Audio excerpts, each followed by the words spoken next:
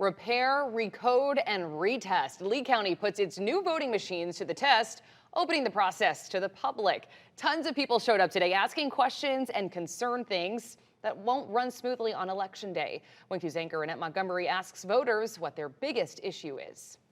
It took over 3 hours Wednesday morning to test the early voting, Election Day, express vote, and vote by mail tabulator machines that will be used in the presidential preference primary election on March 19th in Lee County. And it wasn't because of issues with the machines. We get it. You know, everybody wants this to be perfect. Unfortunately, there's humans involved, there's machines involved. We also have to get through this.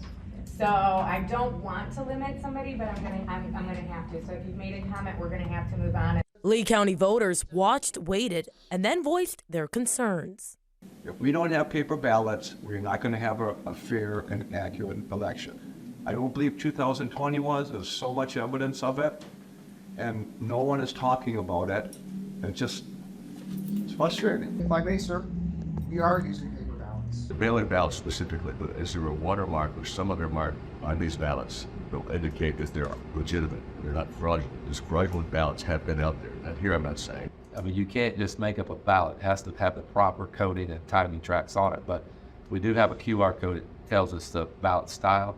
Every vote by mail ballot has that on it. A former poll worker even questioned the results of a previous election after she says a tabulator malfunctioned and was replaced. At the end of the night, I was able to record all of the votes in all three. The next morning, only two was I able to confirm and adjusted, played with overnight. The third one was not functioning. I started and what happened to the when you say sometimes something happens with a tabulator that it has to be swapped out, but those votes are still recorded. Annette Montgomery, Wink News.